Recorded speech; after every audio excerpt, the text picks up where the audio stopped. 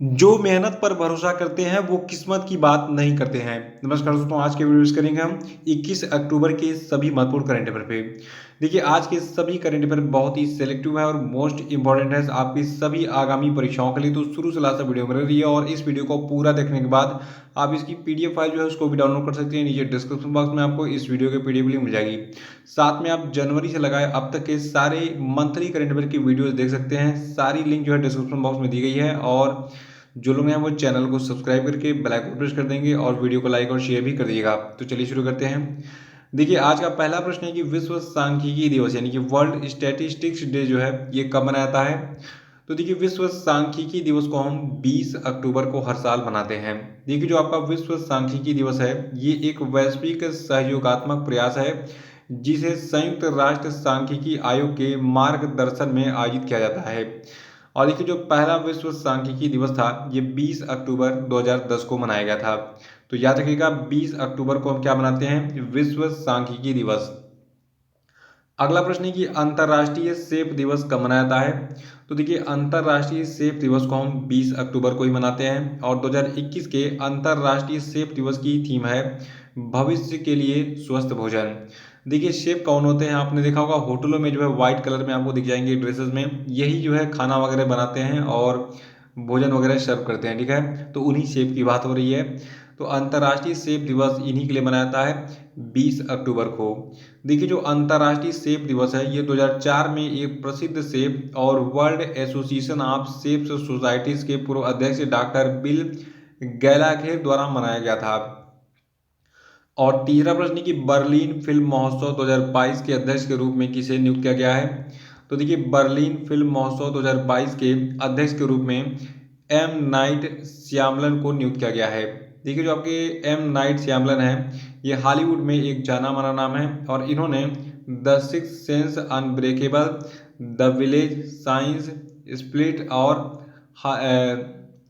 Old जैसी फिल्मों का निर्माण किया है। और आपको बता दूं, जो आपके एम नाइट श्यामलन है ठीक है, ये बर्लिन फिल्म महोत्सव के 72वें संस्करण का जो आयोजन होने वाला है 10 से लगाए 20 फरवरी 2022 तक, तो उसकी ये अध्यक्षता करेंगे।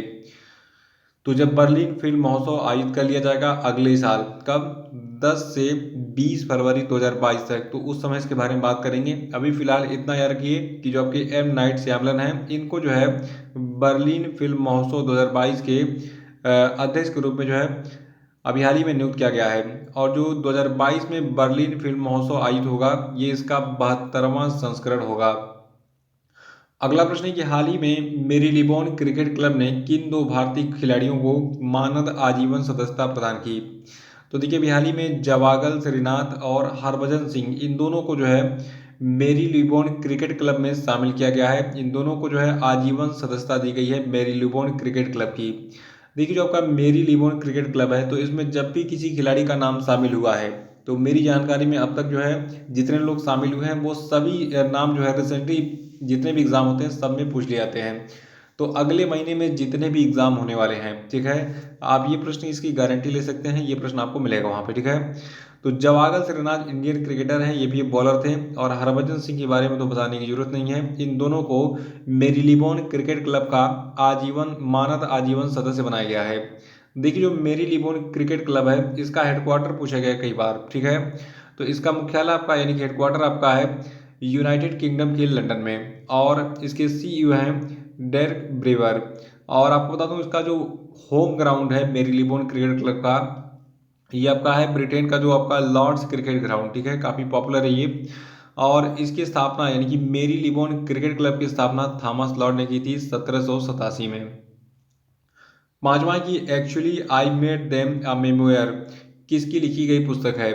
तो देखिए, actually I made them memoir जो है इसको लिखा है गुलजार ने। और ये जो संस्मरण है actually I made them a memoir, ये संस्मरण पेंगुइन रैंडम हाउस इंडिया के द्वारा प्रकाशित किया गया है। और इस पुस्तक में गुलजार ने किशोर कुमार, बिमल राय, ऋत्विक घटक, ऋषिकेश मुखर्जी और महाश्वेता देवी जैसे किंवदंतियों के बारे में कई रोचक अज्ञात तथ्य साझा किए हैं। और छठवां कि विश्व ऑस्टियोपोरोसिस डे कब मनाया जाता है। तो देखिए, विश्व ऑस्टियोपोरोसिस डे को मनाते हैं हम 20 अक्टूबर को।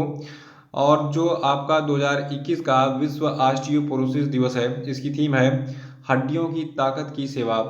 देखिए ऑस्टियोपोरोसिस बहुत ही खतरनाक बीमारी होती है।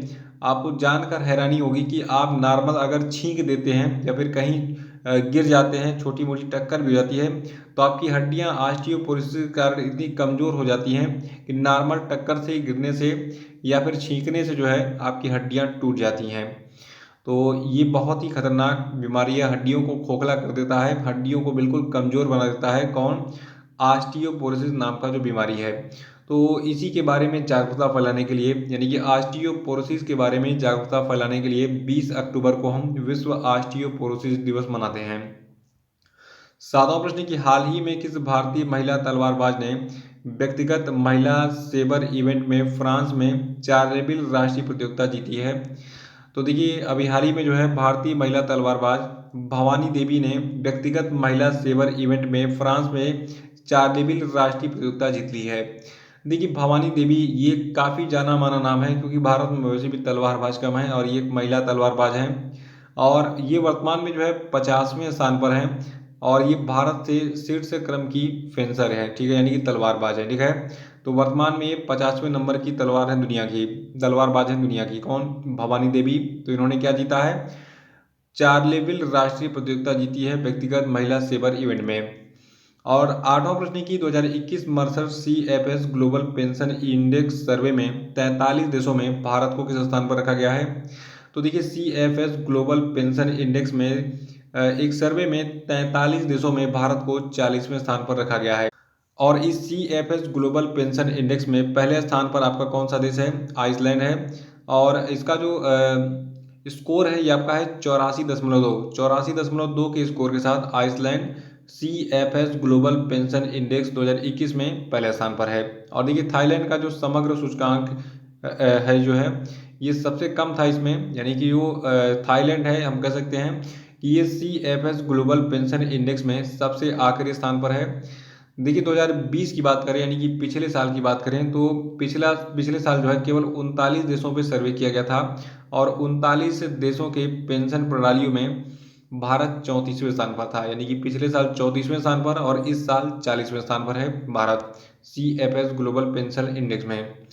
देखिए मर्सर के द्वारा ये इंडेक्स जारी किया जाता है। मर्सर के जो CEO हैं इनका नाम है मार्टिन फेरलैंड और इसका मुख्यालय अमेरिका के न्यूयॉर्क में है और मर्सर जो है इसकी स्थापना 1975 में हुई थी। नवा प्रश्न की हाल ही में केंद्रीय गृह मंत्री अमित शाह ने उत्तर प्रदेश के किस जिले से 19 अक्टूबर 2021 को मोदी वैन के रूप में डब की गई 5 मोबाइल मेडिकल वैन को हरी झंडी दिखाई? तो देखिए आपको बता दूं उत्तर प्रदेश का ये जिला कौशाम्बी है।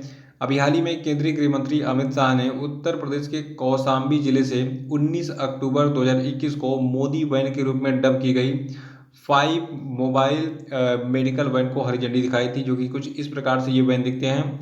और देखिए इन वैनों को भाजपा के सेवा ही संगठन कार्यक्रम के तहत प्रधानमंत्री मोदी के शासनादेश के 20 साल पूरा होने के उपलक्ष्य में लॉन्च किया गया है।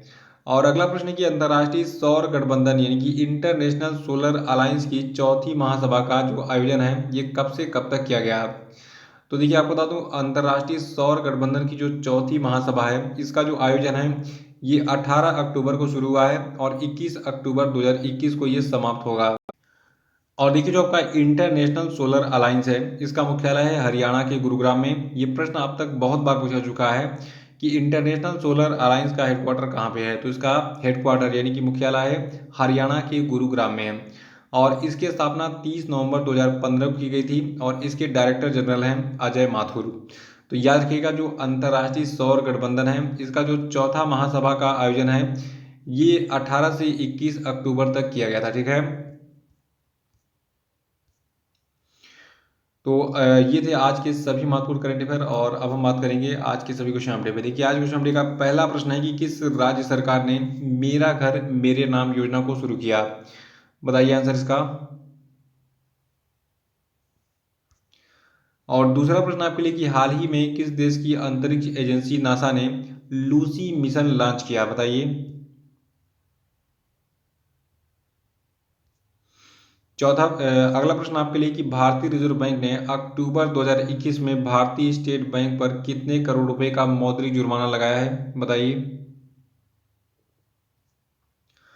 और अगला प्रश्न आपके लिए कि हाल ही में भारतीय सेना ने कैम्ब्रियन पेट्रोल अभ्यास 2021 में कौन सा पदक जीता, बताइए। पांचवा कि हाल ही में किसने भारत का भू स्थानिक ऊर्जा मानचित्र लॉन्च किया, जो कि देश की सभी ऊर्जा संसाधनों की समग्र तस्वीर प्रदान करेगा, बताइए। और अब हम बात करेंगे कल के पूछे गए सभी क्वेश्चन आपके के सही उत्तरों के लिए। देखिए कल घंटे का पहला प्रश्न था कि कोलकाता नाइट राइडर्स को 27 रन से हराकर कौन सी टीम ने आईपीएल 2021 की ट्रॉफी जीत ली है, तो इसको जीता है चेन्नई सुपर किंग्स ने। और दूसरा था कि टीम इंडिया के मुख्य कोच कौन बने, तो देखिए टीम इंडिया के मुख्य कोच बने हैं राहुल द्रविड़। और तीसरा था कि टीम इंडिया की गेंदबाजी कोच कौन बने, तो इनका नाम है पारस म्हात्रे। और चौथा था कि भारत की 21वीं महिला ग्रैंड मास्टर कौन बनी, तो इनका नाम है दिव्या देशमुख। और पांचवा था कि भारत ने किस देश को हराकर 2021 का सैफ फुटबॉल चैंपियनशिप जीता है, तो ये देश आपका नेपाल है। तो इसी प्रकार के साथ ये वीडियो समाप्त होता है। जय हिंद, जय भारत।